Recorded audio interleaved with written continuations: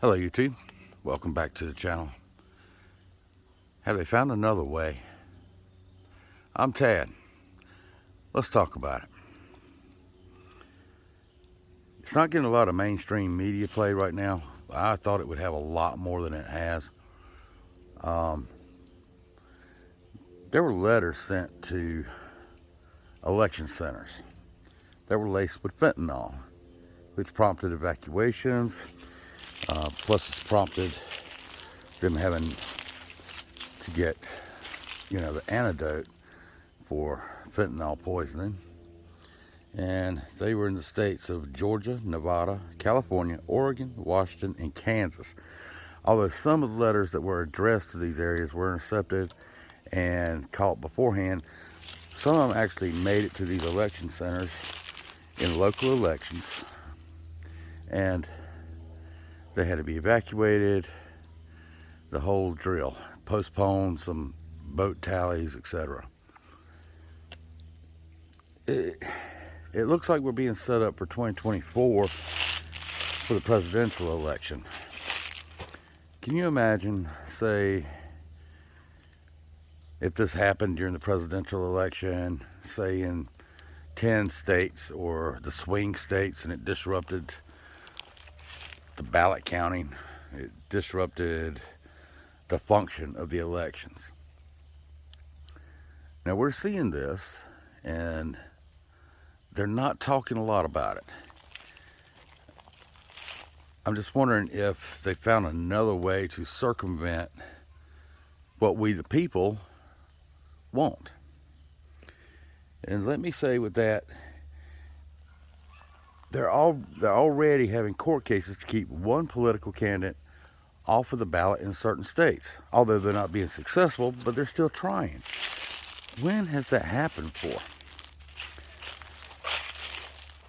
When in the history of the United States is one political leader being persecuted, not prosecuted, but persecuted, to such a degree that he's fighting multiple lawsuits on multiple fronts? One of them is for charges that the commander-in-chief now was charged with. No, excuse me. Oh, that's right. He wasn't charged. They're not bringing charges against him, although it was for the very exact same thing. I don't understand really well, I kind of got an idea of what they're trying to do. I just don't know how I don't know how it's going to resolve itself next year. I'm thinking next year is going to be a really contentious, tension-ridden, crazy year for us here in the United States. It's because you're seeing things like this. And with everything else going on, I mean, you look at the protests that are happening across the nation. They're protesting, they're shutting down bridges, major cities are being protested in. And now in New York, I did see this is a fact now, I researched it, I wasn't sure if it was just rumor, etc., and that's why I didn't bring it to you earlier. There's an actual map that was put out by a group, I'm not going to name them, showing which businesses and news organizations to target in New York. This is insanity. Why isn't something being done about this stuff? We're normalizing it. It's just getting crazier and crazier. It's that's why I just say it looks like we're seeing a slow burn to societal collapse. Because you're talking about a nation that's split 50-50. Basically 50-50 on political ideology. So what's going to happen when it's kind of like obvious that there could be a problem? And social dynamics fall apart in this country. That's what we need to prep for. It's just, like when the anthrax scare happened back in the day, that's all you ever heard about. I've only heard 3 mainstream media sources mention the fentanyl-laced letters going to these election centers. I think it's an intimidation tactic. I think it's a fear tactic, or it could be a trial run. We're looking at open borders the way they are now.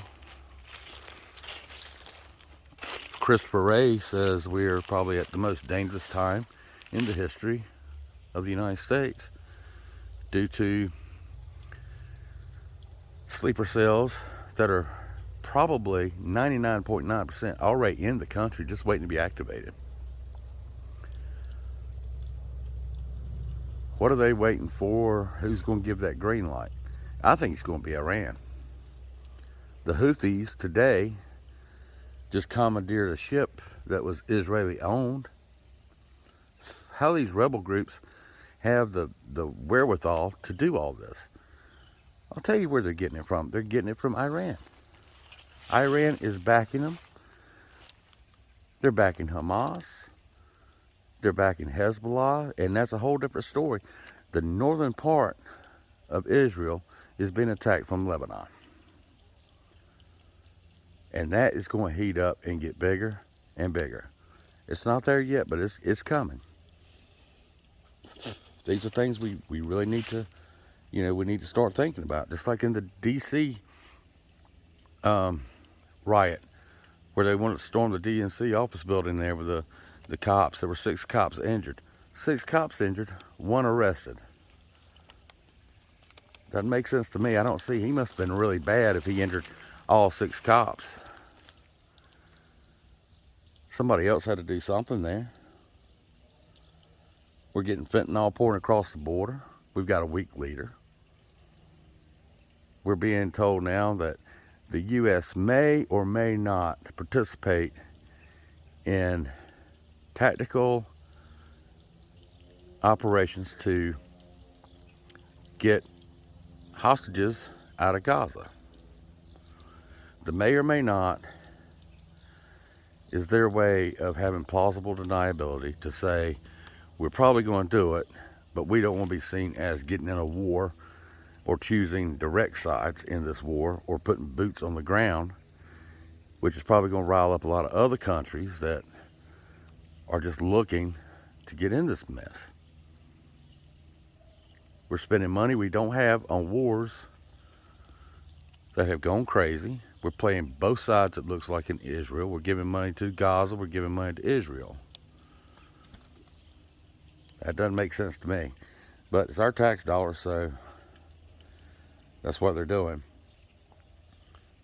Do you guys honestly believe that next year is going to go smoothly?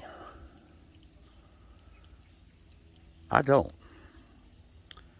I don't think so. I really don't believe that, and I've said it in other videos, and I've also said in other videos before this all has gotten like it is, that Iran was going to pop off and, these things are going to get started. Iran's backing them. They just hadn't put their full weight into it yet and claimed anything. I believe it's coming. I don't know. It's just, I think next year is going to be really tough. Population centers is one place I would not want to be at. D.C., just large cities. There was also a rumored report put out with a list of cities on it. I'm not even going to discuss that because that's not been verified, but it had a list of like 20 cities that could be targeted. I take that with a grain of salt. I can't find anything to back that up. I can't authenticate any of that information. So there again, that's just a grain of salt. But I do see the protests that are happening. I do see what side a lot of Americans have chosen. I didn't think there was that much hate and anti-Semitism in the United States. But all of these things are going to affect us one way or the other.